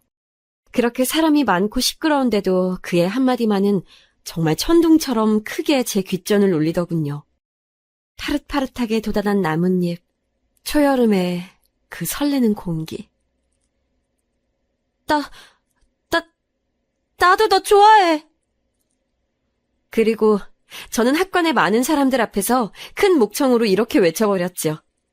그것도 벌떡 일어서면서 아주 날 보란 듯이 벌게진 얼굴로요. 그는 눈을 크게 뜨고 있다가 웃어버렸고 주변에 지나가던 사람들도 어리둥절하다가 웃으면서 박수를 치더라고요. 그 순간 너무 좋고 설레면서도 또 얼마나 쪽팔리던지. 아무튼 그렇게 우리 둘의 러브스토리가 시작되고 저희는 이래저래 싸우면서도 쭉 사귀어서 결혼까지 꼴이 나게 됐어요. 둘 다 학점 관리나 스펙 관리에 크게 관심은 없었는데 저는 취업에서 미끄러졌고 남자친구는 그래도 중견기업에 취직을 했죠. 남자친구가 취직하는 동안 저는 공무원 시험 공부를 했는데 그마저도 좀 잘 안 되었고요. 우리 그냥 결혼하자, 미영아. 너라면 평생 같이 살면 행복할 것 같아. 남자친구는 취직을 하고 온 다음 날 근사한 레스토랑에서 반지를 주면서 제게 청혼했어요. 그동안은 직장을 잡은 후에 청혼하려고 한참 기다렸다면서요. 저는 그 마음이 너무 고마워서 그리고 제가 좋아하던 사람과 드디어 결혼한다는 것에 너무 기뻐서 울면서 그 청혼을 받아들였어요. 그러니까 그 뒤로 이어진 결혼 절차에서도 시댁 부모님이 어떤지, 시댁 식구들은 어떤지 아무런 생각도 하지 않고 있었던 거였죠. 전 당연히 남편처럼 쿨하고 깔끔한 성격들일 줄 알았어요. 물론 남편도 결혼하고 보니 뭔가 성격이 제가 생각하고 알아왔던 그 성격은 아니었지만요. 자기야, 혹시 자기 원래 입던 니트 어디 뒀어? 그거 지난주에 입어서 내 거랑 같이 빨려고 하는데 찾아도 없네? 니트? 몰라? 나 벗어서 어딘가 두긴 뒀을 텐데 옷장 속에 찾아봐. 입었던 옷을 옷장 속에 뒀다고? 나 그렇게 해두면 항상 엄마가 다 정리해서 빨아다가 개서 넣어줬어. 사실 꺼내는 것도 엄마가 해줬지만. 옷을 꺼내는 것도 어머님이 해주셨다고? 나 엄마가 다 옷 골라서 이렇게 입고 나가라고 해줬었거든. 그러니까 결혼을 하자마자 남편은 이런 식이었어요. 사실 대학 때부터 결혼 전까지 옷을 참 깔끔하게 잘 입고 다니는 편이었는데 그걸 전부 시어머니가 해주셨다는 거였어요. 머리 스타일도 그렇고 얼굴에 바르는 로션, 입고 나가는 옷과 속옷까지 죄다 시어머니의 손길을 거친 거였죠. 저는 결혼하고 나서 처음 남편의 이런 면을 알게 되어 정말 깜짝 놀랐어요. 자기야, 이젠 자기가 골라서 입고 나가야지. 어떻게 그래? 난 여태까지 옷 골라본 적도 없고 사본 적도 없어. 자기가 해줘야지 이제 엄마가 안 하니까. 세상에, 그걸 다 나한테 해달라고? 저는 그때 처음으로 기가 막혀서 짜증을 냈어요. 사실 정말 화를 낸 것도 아니고 정말 그냥 잠깐 짜증을 낸 거였죠. 처음부터 길을 잘 들여야 한다는 생각이 들어서 전 남편한테 그냥 본인이 옷을 골라 입게 했는데 정말 엉망진창으로 입더군요. 정장을 입으면서 양말은 왜 스포츠 양말, 그것도 색이 있는 걸 신는지. 넥타이도 은갈치처럼 반짝거려서 제일 꼴보기 싫은 걸 고르고, 벨트도 명품 로고가 너무 커서 흉측한 걸 골라서 입고 나갔어요. 하지만 저는 제가 골라줘 버릇하면 안 될 것 같아서 일단 그대로 뒀죠. 그런데 그날 저녁 시어머니한테 전화가 와서 지금 당장 시댁으로 오라는 말씀을 들었어요. 아직 새댁이었던 전 놀라서 가슴을 두근거리면서 당장 시어머니 말씀대로 시댁으로 뛰어갔는데요. 갔더니 시어머니가 무거운 얼굴로 앉아 계시더라고요. 너 오늘 네 남편 옷 안 골라줬다면서? 네, 어머님. 그게 무슨 짓이냐? 내가 내 아들 넘겨줬으면 귀한 줄 알고 잘 보살펴야지. 그 귀한 아이한테 직접 옷을 고르게 하고 빨래도 직접 바구니에 담으라고 한다고? 대체 뭐 하는 짓이야? 어머님, 그건 너무 당연한 내 아들이야! 걔가 어떤 애인지 알기나 하는 거냐? 하여간 내가 이래서 결혼할 때 불안했어. 내 아들은 태어나서부터 결혼 전까지 하나부터 열까지 다 내 손으로 해먹이고 해입힌 귀한 애야. 그런 애를 네가 데려가서 그렇게! 시어머니는 정말 무시무시하게 화를 내셨고 가뜩이나 소심한 저는 뭐라고 항변의 말 한마디도 못한 채로 그냥 찍소리도 못 내고 혼만 났어요. 정말 오금이 떨리게 무섭더라고요. 아내가 됐으면 최소한 매일 3반찬으로 3가지 이상은 내야 한다. 국도 매일 새로 끓이는 게 당연하고 밥은 항상 남편 식사하기 직전에 해서 따끈하고 말랑한 것을 내야 하는 것이고. 너 지난번에 애한테 인스턴트 밥 먹였다면서? 어머님, 그건 지난번에 딱 한 번. 시끄러워! 너 다시 한번 그런 소리 또 들려오면 정말 큰일 날 줄 알아! 그날 시어머니는 저를 앞에 무릎 꿇리고서 거의 몇 시간을 내내 계속해서 훈계하셨어요. 보다 못한 시누이가 눈살을 찌푸리면서 그만하라고 한마디 도와주셨지만 도리어 시누이까지도 시어머니께 한참이나 큰 소리를 듣고 방으로 들어가 버리셨어요. 집으로 돌아오니 남편이 침대에 누운 채로 만화책을 보고 있더라고요. 어찌나 열불이 터지던지요.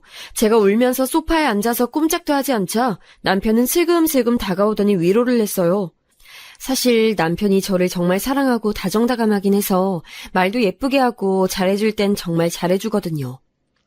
자기야, 살다 보면 어른한테 혼날 때도 있는 거잖아. 너무 속상해하지 마. 이거 다 자기 때문이잖아. 난 그냥 어머님께 안부 전화 드렸는데 되게 꼬치꼬치 캐물으시더라고. 다음부턴 내가 절대 솔직하게 말 안 할게. 미안해, 자기. 남편은 나가서 저를 위해서 조각 케이크도 사오고 커피도 끓여주면서 너무 속상해하지 말라고 위로했어요. 사실 따지고 보면 원인은 남편이었지만 그렇다고 제가 남편한테 계속해서 화를 낼 만한 성격도 아니었거든요.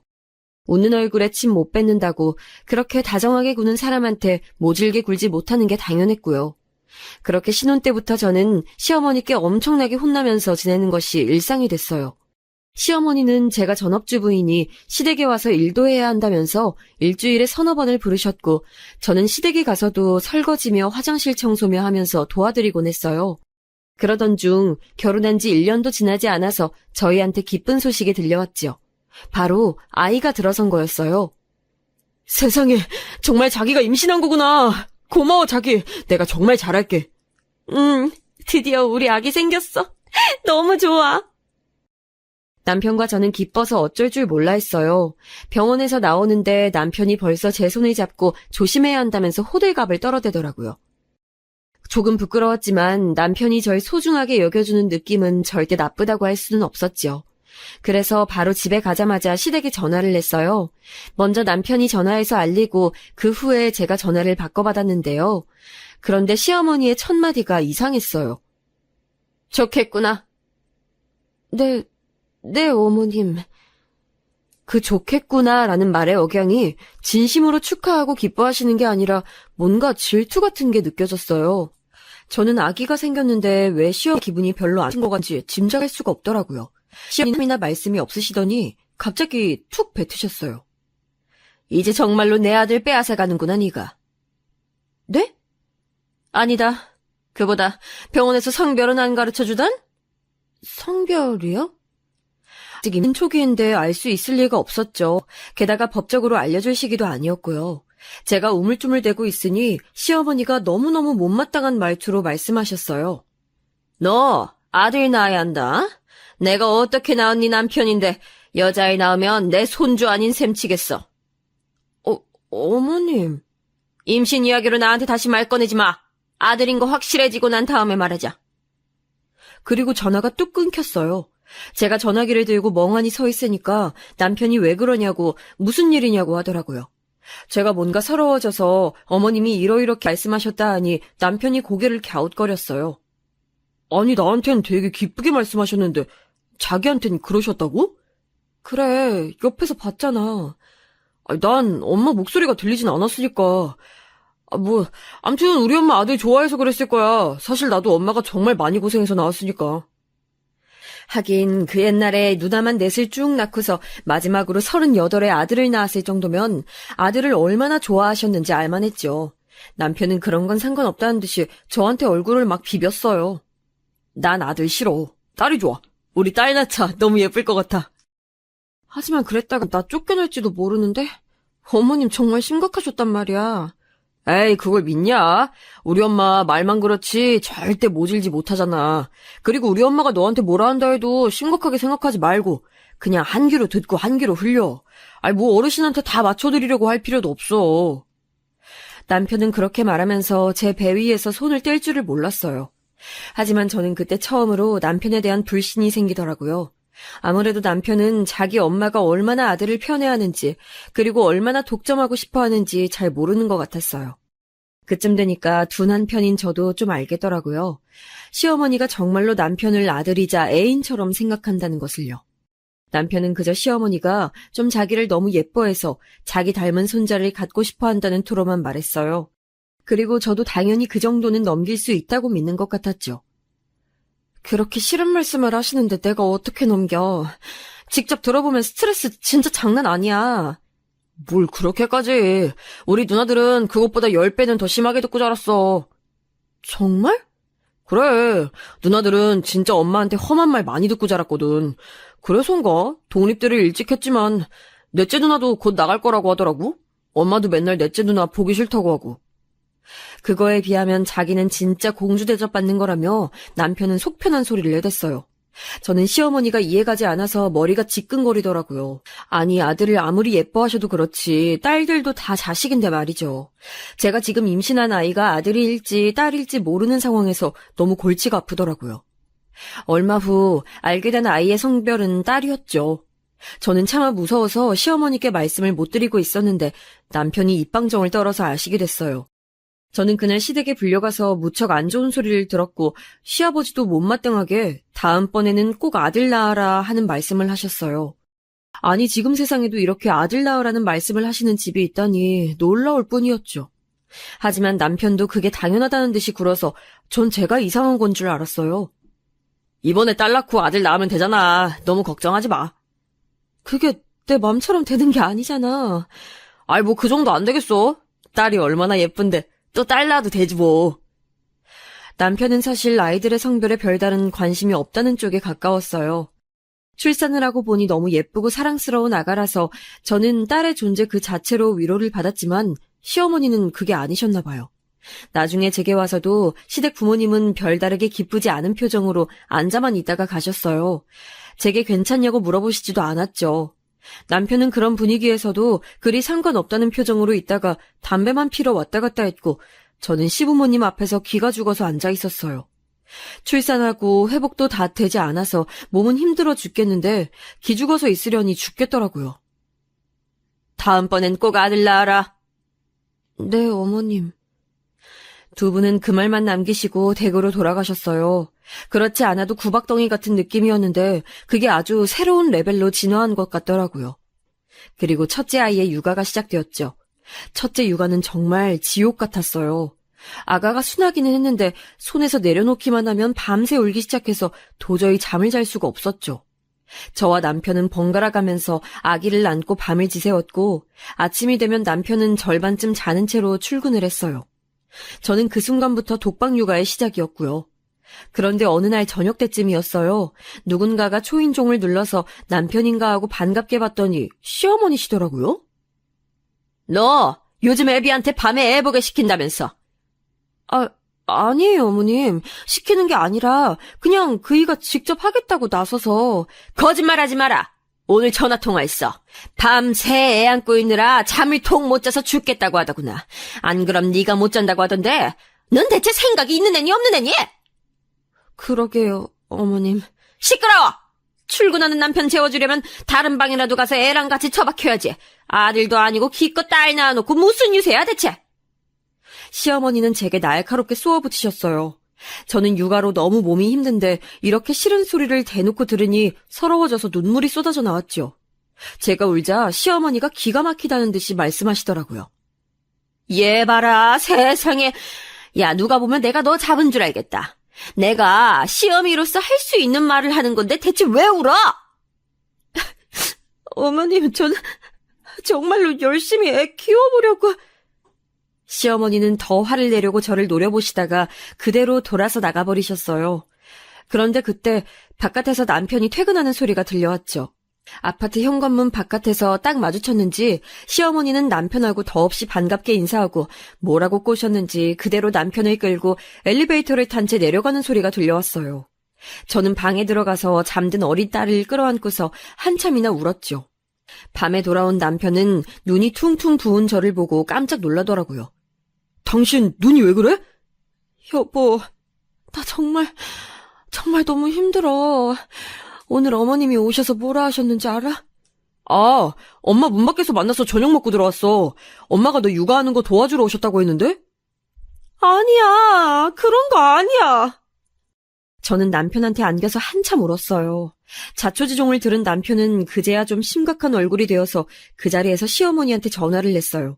시어머니는 수화기 바깥으로 저한테까지도 들릴 정도로 아주 크고 반갑게 남편을 맞으셨죠. 남편은 무뚝뚝하게 제게 들은 말이 사실이냐고 물었고 이어서 시어머니한테 좀 그러지 말라고 하고선 전화를 끊어버렸어요. 저는 제 남편이 제 편을 들어준 것만 해도 너무 고마워서 눈물이 막 나더라고요. 그리고 그 영향인지 그 후로 시어머니가 저한테 하는 말이 좀 덜 심술 맞아졌어요. 하지만 눈으론 절 노려보시는 건 똑같아서 제가 뭐라도 하나 잘못하면 제대로 꼬투리를 잡겠다는 의지가 저절로 느껴질 정도였죠. 저는 시댁에 다니면서도 계속 긴장 상태로 뭐 하나라도 잘못하지 않으려고 노력해야 했어요. 그리고 해가 바뀌는 연말이 다가왔죠. 저는 연말 연시에 가족들과 모여서 밥 한 끼 먹고 또 신년에 같이 모여서 인사하는 정도였기 때문에 시댁도 당연히 그럴 줄 알았어요. 이번엔 시아버지한테서 전화가 오더라고요. 그래, 세아가. 이제 육아는 좀 잘 되고 있니? 이제 좀 수월하지? 수월하게는 개뿔, 100일이 훨씬 지났지만 애는 여전히 잘 울었고 아토피가 생겨선지 가려워서 잠도 잘 못 잤어요. 하지만 시아버지는 그런 상황 따윈 상관없다는 듯이 그냥 하고 싶은 말씀만 하시더라고요.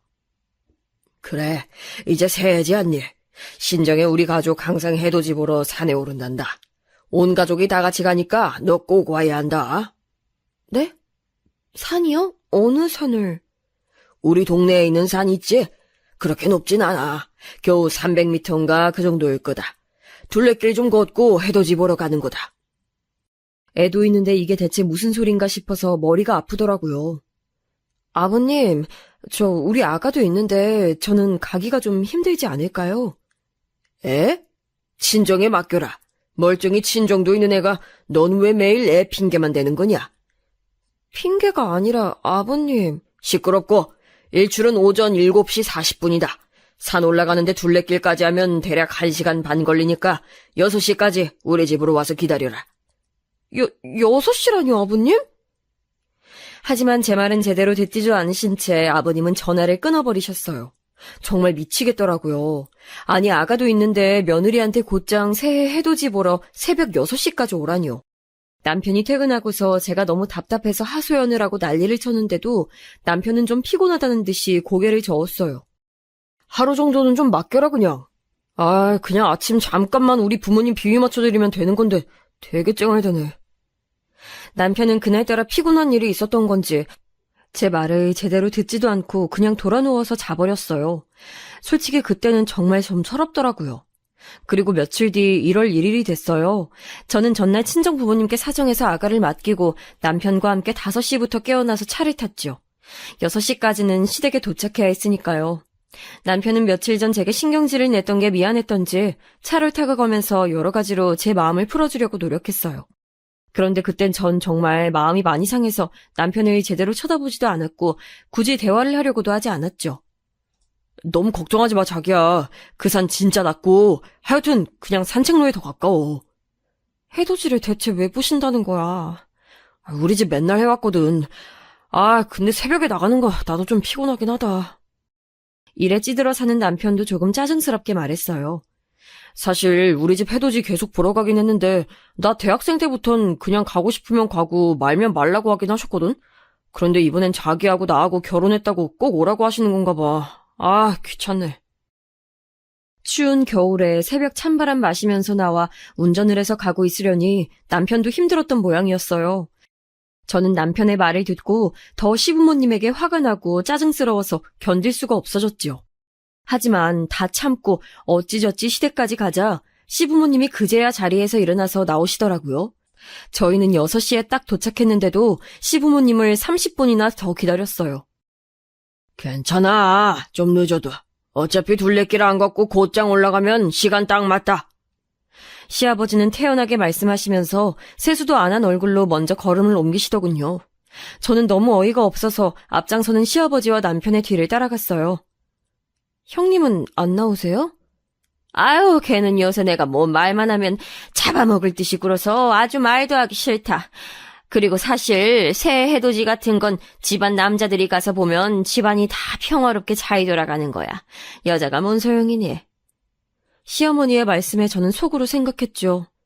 아니, 그럼 저는 왜 불러내신 거예요? 시어머니는 저를 남편한테 달린 부속품 같은 걸로 생각하시는 분이었으니 지금 이 상황에 나와 있는 건 남편밖에 안 보였을 수도 있겠죠. 시부모님도 이 추운 겨울날 새벽에 나가서 산을 올라가는 건 역시나 힘들었는지 점점 더 말이 없어졌어요. 저희는 기분이 나쁘고 짜증이 나서 말이 없었고요. 산은 정말 낮긴 낮아서 좀 걸어 올라가니까 곧 정상이더라고요. 그런데 올라오니 너무 빨리 와서 일출은 또 한 20분을 기다려야 했어요. 날은 추워 죽겠는데 시부모님과 같이 산 정상에 서서 일출을 기다리려니 정말 화가 나더라고요. 졸린 데다 피곤해서 정신은 비몽사몽 왔다 갔다 하지 날은 춥지 분위기는 어색하지 정말 최악 중에 최악만 모아놓은 듯한 날이었어요.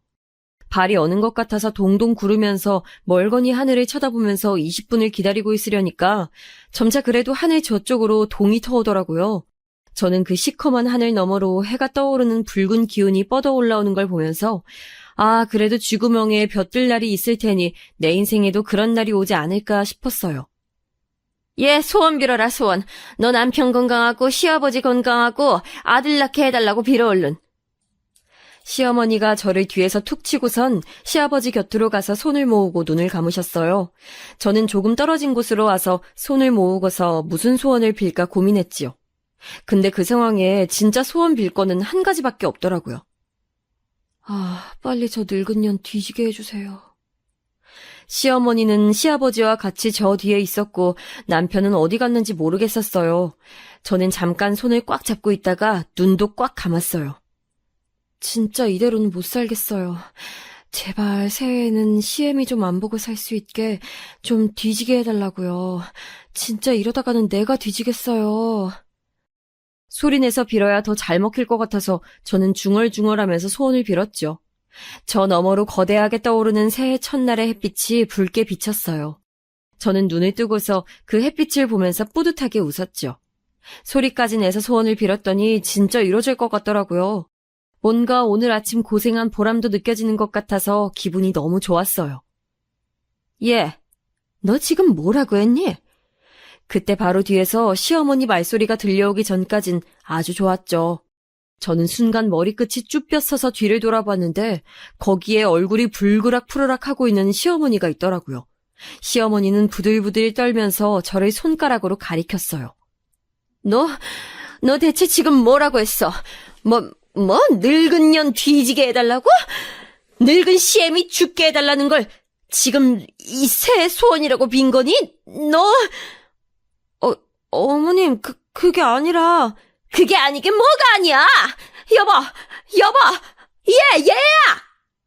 좀 떨어진 곳에 있던 시아버지와 남편이 허둥지둥 무슨 일이라도 있나 싶어서 놀라 달려왔어요. 왜 그래? 왜 그러세요, 엄마? 얘가 지금 뭐라고 했는지 알아? 뭔 소리야? 제 소원으로 내가 뒤지라고 빌었어. 죽으라고 했단 말이야. 뭐? 시아버지와 남편은 순간 멍청해져서 저를 돌아봤어요. 저는 눈앞이 캄캄했지만 이왕 엎질러진 물 뭐 어쩌겠어요? 사실 이 새벽에 이 산을 올라오면서 저는 이대로는 더 이상 못 살겠다는 생각이 굳어져 있었고 이대로 뒤엎어버려도 상관없겠다는 생각이 확고하게 들더라고요. 진짜냐, 새아가? 시아버지가 심각하고 진지한 얼굴로 물으시더라고요.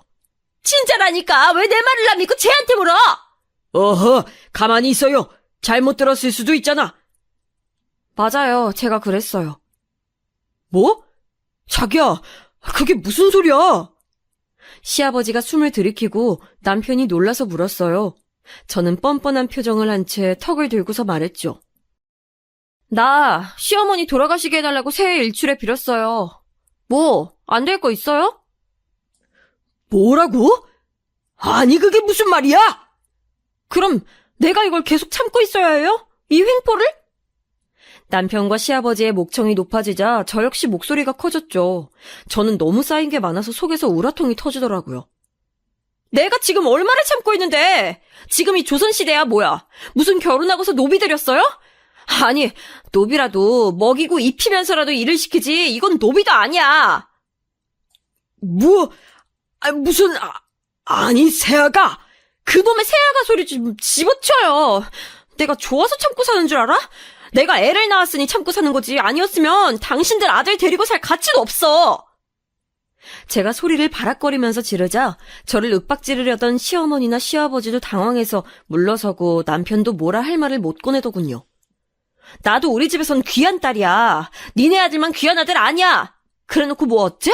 손녀는 취급도 안 하고 손자만 취급하고 뭐 여자가 뭐? 저는 목에 핏대가 서도록 화를 냈지요. 그동안 차올랐던 화가 차곡차곡 쌓여있다가 한꺼번에 터져나오는 것 같았어요. 신혼여행 다녀온 아들 부부방 앞에 서 있던 거 대체 왜 그랬어요? 말 좀 해봐요. 지금 와서 생각해도 너무 소름 끼쳐. 아니, 귀까지 대고 뭐하고 있었던 거예요? 아니, 자기야, 그건 우리 엄마가 그냥 나한테 뭐 할 얘기가 있었겠지. 멍청한 소리 좀 집어쳐. 그런 사람이 왜 귀에 문을 대고 있어. 그리고 뭐 애를 딴 방에 가서 나 혼자 안고 재우라고? 남편이 출근하니까? 당신이나 그렇게 키워. 난 지금도 딱 죽겠으니까. 시어머니는 변명도 못한 채로 하얗게 얼어붙어 있더라고요. 저는 생각나는 대로 마구 퍼붓다가 저 자신이 쓰러질 것 같아서 씩씩대면서 그대로 돌아서 산을 내려와 버렸어요. 저는 제대로 생각도 하지 않은 채 친정으로 가버렸고 부모님은 너무 놀랐지만 사정 이야기를 하니까 곧 화를 내면서 제게 밥을 차려주고 도닥여주셨어요. 곧 남편과 시댁에서 전화 연락이 쏟아지기 시작했죠. 대체 무슨 생각이냐. 지금이라도 싹싹 빌려와라. 지금 오면 용서해주겠다. 오전까지 와라.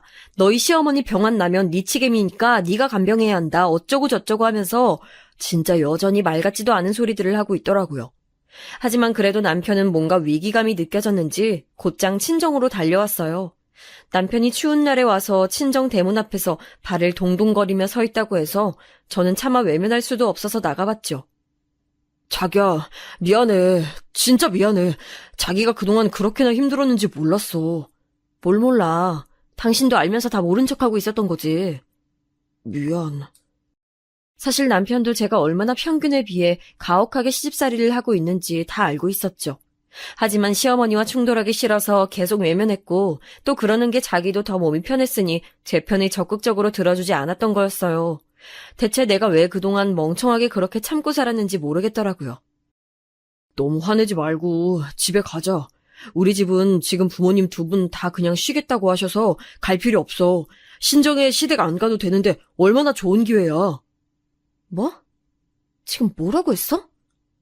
아니, 그게 지금 이 꼴 이 모양이 돼서 내가 그렇게 소리를 질렀는데 지금 좋은 기회라고? 미안, 내가 말을 잘못했어. 진짜 한숨이 나오더라고요. 진심으로 이혼이 하고 싶었고 다시는 저 인간과 그 집안 사람들하고 엮이고 싶지가 않았어요. 하지만 지금 저희 아이가 너무 어린데 이혼을 하면 곧장 아빠 없는 아이가 돼버리니 그건 아이가 또 너무 가여웠고요. 그날은 일단 남편을 혼자 집으로 돌려보냈어요. 어지간히 연락들을 했지만 전부 받지 않았고요. 친정에 머무른 지 사흘째 되던 날 정말 심각성을 느낀 남편이 다시 찾아왔어요. 제가 아무런 연락도 하지 않고 정말 떠나갈 것 같았던 모양이었나 봐요. 남편은 밤에 계속 잠을 못 잤는지 초췌한 얼굴을 하고서 제 앞에서 머리를 숙였어요. 미안해, 자기야. 내가 정말 잘못했어. 다음부턴 절대 자기가 부당한 일 당하는데 입 다물고 있지 않을게. 저는 진짜 남편이 미웠지만 또 그렇게 초췌하고 기죽은 모습을 하고 있자니 불쌍해지더군요. 저는 한참이나 대답을 하지 않다가 결국 말을 했어요. 앞으로 단 한 번이라도 시댁에서 날 힘들게 하면 그날로 이혼 도장 찍는 거야. 알겠어? 내가 정말 그런 일 안 생기게 할게. 요즘 여자 이혼 그렇게 무서운 일 아니야. 마지막 기회야. 남편은 뛸 듯이 기뻐하면서 저와 아기를 챙겨서 집으로 데리고 왔어요. 물론 친정 부모님께 맵살스러운 눈초리를 받고 엄청나게 혼난 것도 당연했지요. 알고 보니 남편은 그 사흘간 시댁에 길길이 화를 냈던 모양이었어요. 사실 그 상황을 외면했던 본인한테도 죄가 있는데 그건 쏙 빼놓고 죄다 시어머니와 시아버지 잘못이라고 하면서 화를 냈던 것 같더라고요. 좀 어이는 없었는데 아무튼 그 덕분 이후론 시부모님이 한참이나 연락도 안 하고 가끔 연락하더라도 마치 그때 일이 없었던 것처럼 말씀하셔서 우습기도 하고 편하기도 해요. 성격적으로 그리고 상황에 밀려서 어쩔 수 없이 당하고 사는 분들 계시죠? 하지만 어느 순간엔 한 번쯤 뒤집어줘야 좀 상황이 개선되는 것 같더라고요. 그냥 두면 한도 끝도 없이 그냥 악화되는 것밖에 없는 듯해요. 제 사연은 여기까지입니다. 즐겁게 들으셨기를 바랄게요.